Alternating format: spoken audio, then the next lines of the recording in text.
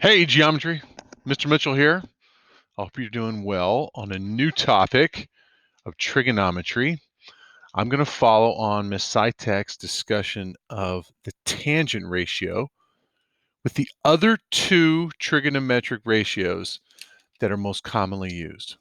There are others in the world of math, other trigonometric ratios, but tangent, sine, and cosine are the most often used. Let me make my picture a little smaller here. I'll try it down in the left corner today. See how this goes. Okay. I am looking at this document, which should be either in your Google Classroom or kind of in your hands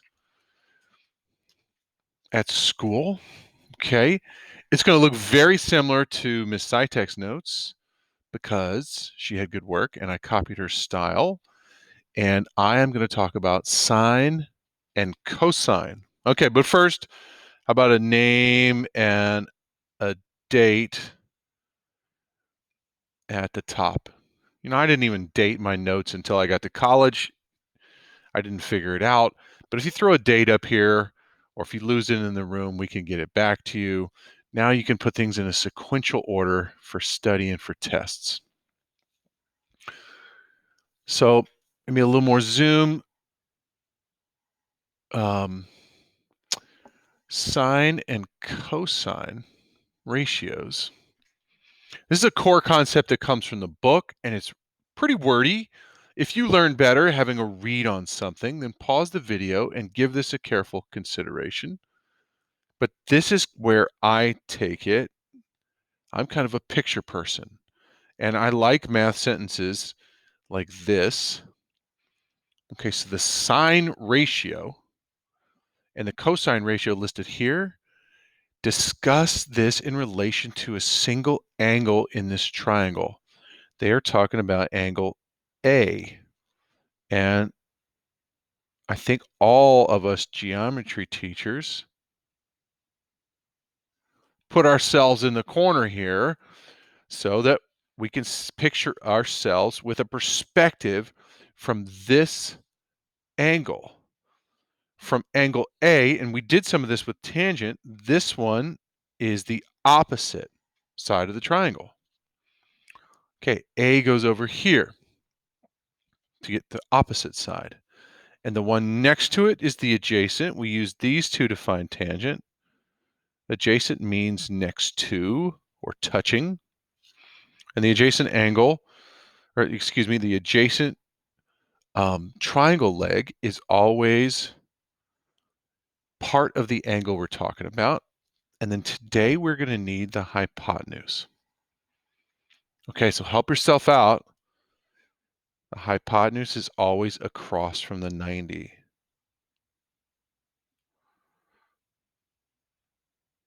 And some people find it the easiest part of the triangle to locate. It's across from the 90-degree angle. Okay. For both of these, sine and cosine, just above, for both, we'll need the hypotenuse.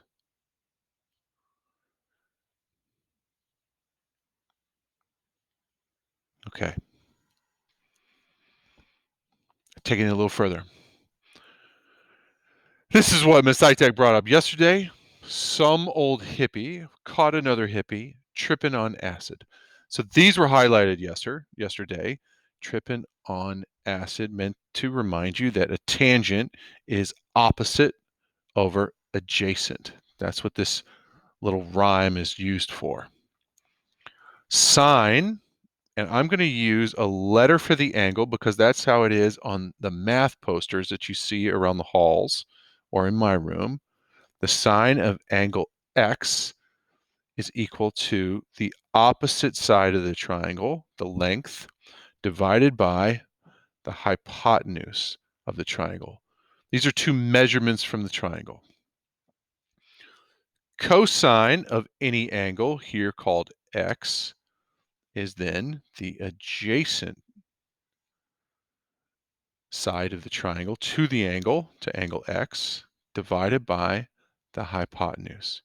Today we're going to put some numbers to these and solve for something that's missing, and I think you might understand things a little deeper today on the whole topic of trig ratios. I pulled this from the book because I like this little summary.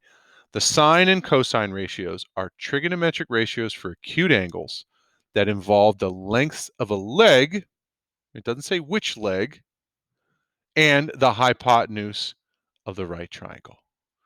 So in this page, we've now written down some things that help us define what sine and cosine are, and they are fractions, they are ratios. And I want to tell a little story. Okay, Mr. Mitchell's brother estimates tree height using trigonometry. So true story, I have a brother, and I'm just going to bring in a picture of him. Make sure you know that this is real. Okay, this is my brother here. His name is Hazen, Hazen. And we're 13 months apart in age, so we talk a lot. We're pretty close nowadays, although we fought like cats and dogs back in the day. And he is a wildlands firefighter, but he's also a land manager. So when they're not fighting fires or setting fires themselves on purpose, a thing they do, then they manage the forest around them. If you like to be outside, maybe this is your thing. Forestry is a thing, especially in Florida where he lives, where they raise pine trees for paper. Okay, so he has a gadget he brings out into the field with him, and he sees a tree that might be ready to harvest for lumber. Okay, so if you watch my picture, he holds this up to his eye, and it has lasers that shoot out and hit the tree. And trigonometry is used to estimate how tall that tree is. If they know how tall the tree is, then they can estimate how much wood would come from it. Bottom right is his Facebook profile. Not big on pictures. He'd be totally embarrassed that I shared his image with you today, but that's him with a chainsaw fighting a fire in his yellow getup. Okay. So here comes the story. I've just told it briefly, but I'm going to draw a picture of my brother. Okay, let's start with his like silly forestry hat. Okay, so here he is down at the bottom of your paper. And here, and here. And he's going to hold up his gadget. Okay, so in front of him is kind of the point of a triangle. And off in the distance, we need a pine tree. And in Florida, they're pretty tall. I'm going to do my best to draw a pine tree, pretty tall on this picture. Okay, and then we come down the other side. A little bit crooked, but that's my pine tree. So here's how the trig works.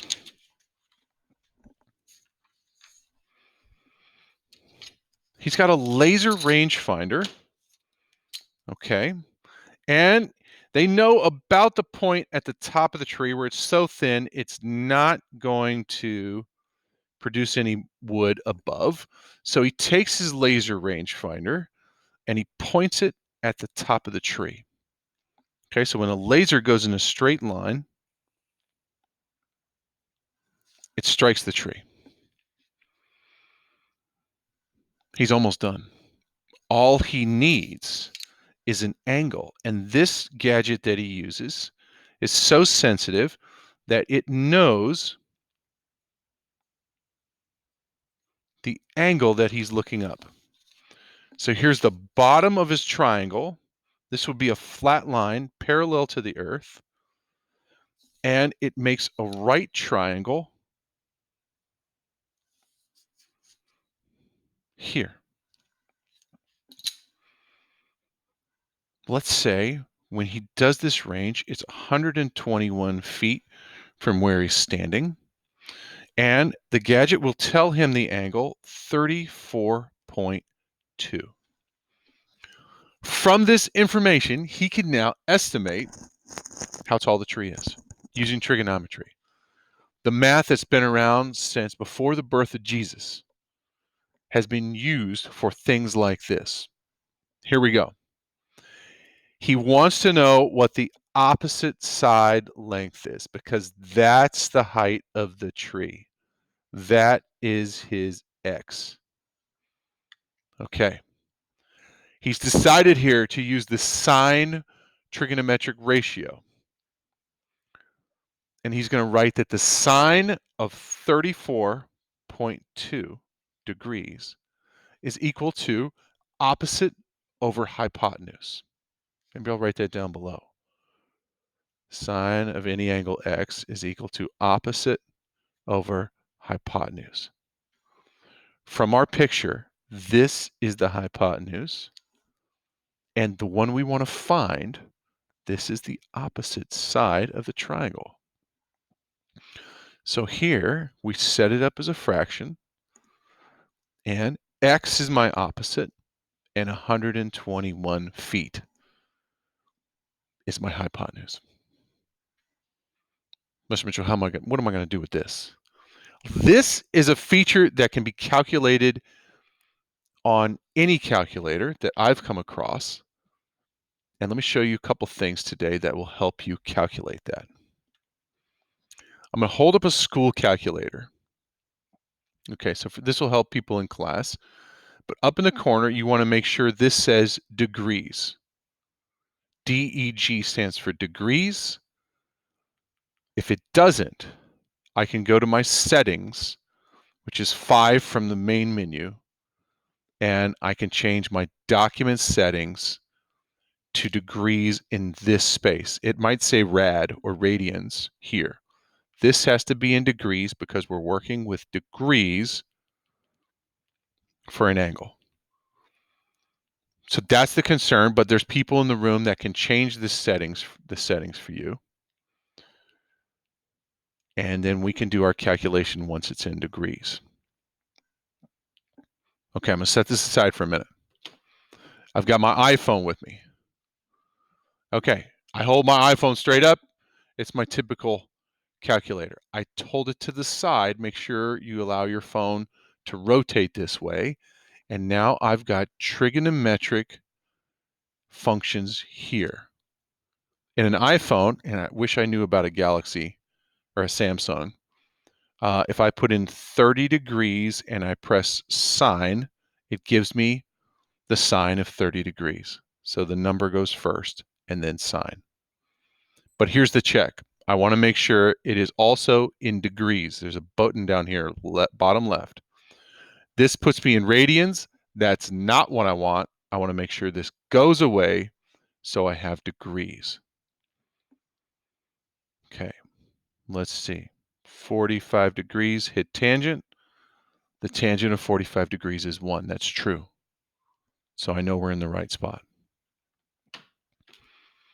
So my brother, let's try, for those of you at home, let's try an iPhone calculator.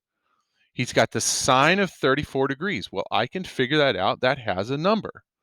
I put in 34.2 degrees and I press sine, and it gives me a number between 0 and 1. Okay, that's the sine of 34.2 degrees. Now, I'm going to make one algebra move. I'm going to multiply both sides by 121. These cancel because this one's on top of the fraction. And 121 times the sine of 34.2, which is here, I'm going to multiply it times 121. And this tells me that pine tree is 68 feet tall, a little extra, but it would round to 68.0. X is equal to 68.0. And this is feet because my hypotenuse is feet. Cool, right? There's my story.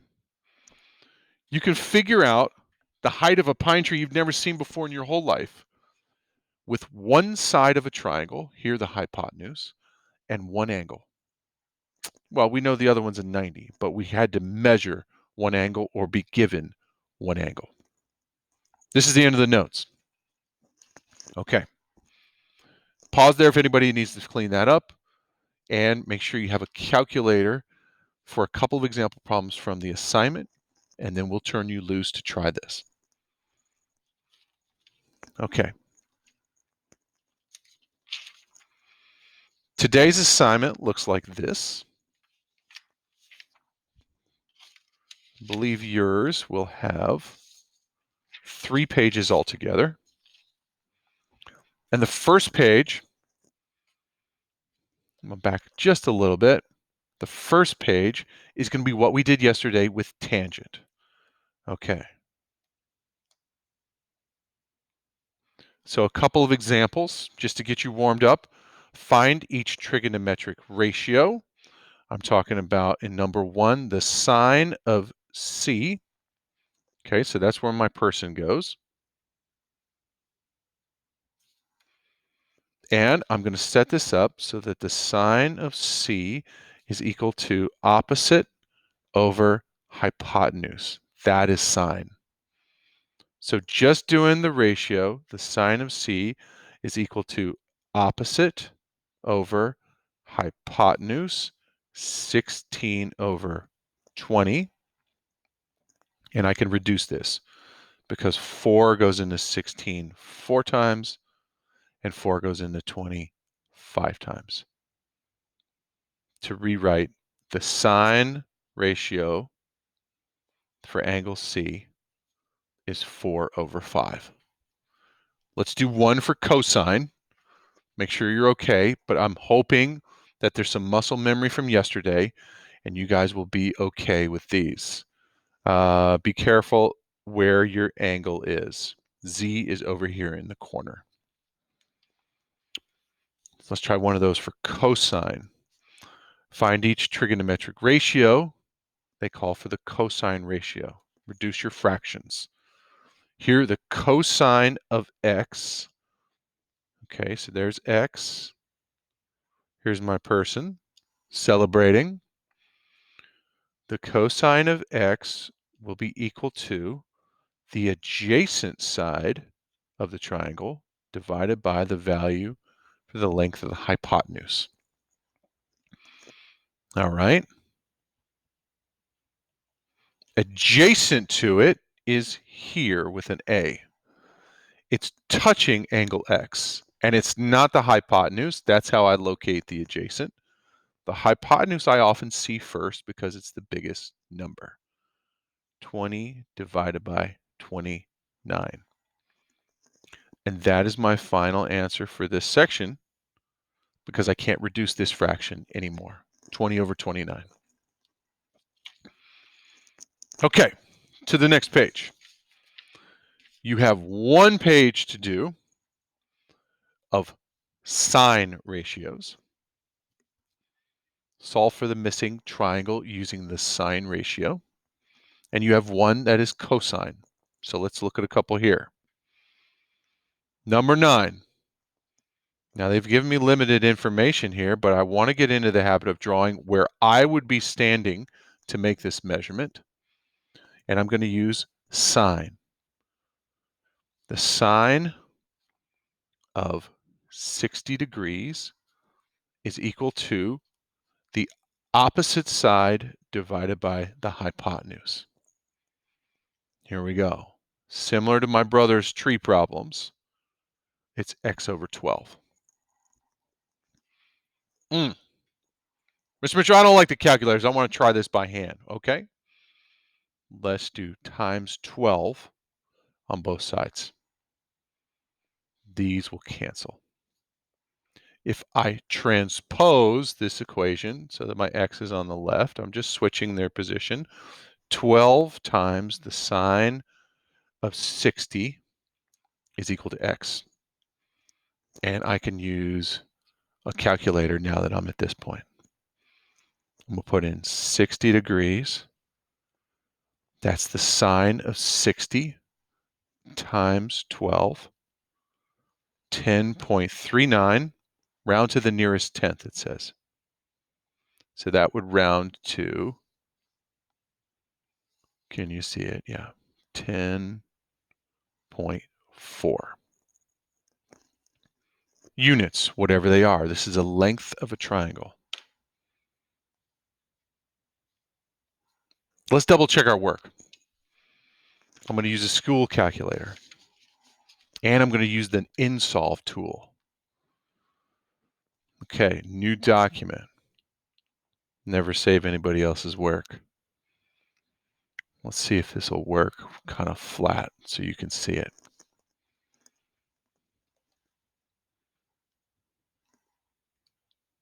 Okay, menu 3.1 gets me my InSolve tool. My cursor is blinking. And I'm going to set this up like above.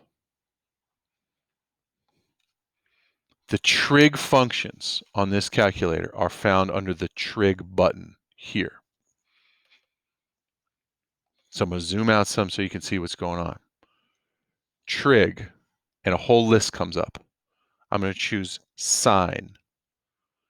I'm going to put 60 in the parentheses it offers me, equals, control divide will give me a fraction bar, that's handy, x over 12, and then I need comma x. 10.39, which rounds to 10.4. So at this point, I feel pretty good on this problem. 10.4, and that's a length. So there are 8 problems on the page where you will be given an angle, one side, and one to figure out, and they are all sine on this page. So try 8 practice problems like that. Cosine. Often I see students that have success kind of write it up at the top. Okay, cosine is equal to adjacent over hypotenuse. Let's try 17. All right, this is my angle of 21 degrees, bottom left. I'm going to draw my person in here. Okay, the cosine of 21 degrees is equal to the adjacent side over the hypotenuse. Adjacent side is 15. Hypotenuse is x. Okay, a little more additional thinking here. Now, InSolve will do it just like that, comma x, InSolve. But if I don't have InSolve with me, I'm going to try it by hand. I'm going to multiply both sides by x and rewrite for simplicity. This will cancel because there's one on top and bottom of the fraction. X times the cosine of 21 equals 15. If I'm going to solve for x now, I can actually use cosine 21 as something to be canceled. I can divide by the cosine of 21. That has a value in the calculator. And I have set up my equation to solve for x. X is 15 divided by the cosine of 21. And let's see what that comes out to be on the iPhone. Okay. 21 degrees. That goes in first. And make sure I'm in degrees. I'm going to press the cosine button. There's the cosine of 21, 0.93. And now I'm going to multiply. Excuse me. I should be dividing. Let's start over. 15 divided by, start over again. 15 divided by, cosine of 21, I have to put in 21 first, then cosine. There it is. And now it'll finish the calculation. 16.06. 16.1. This rounds to. A couple of steps there. InSolve would help. But if I need to figure out what the cosine of 21 is, it does have a number, 0.93. And I can set this up in an equation and solve for it. Okay, that's 1, 2, 3 pages for today, and you're going to have an initial page very similar to what we did with the tangent yesterday. And today we're taking it further with the cosine and sine and cosine, and we're solving for a missing side of a triangle. Good luck. We found that this is one of the most successful test grades of the year because of the project and because of the real aspect of this math. So I hope you guys will connect with it, and thanks for your attention.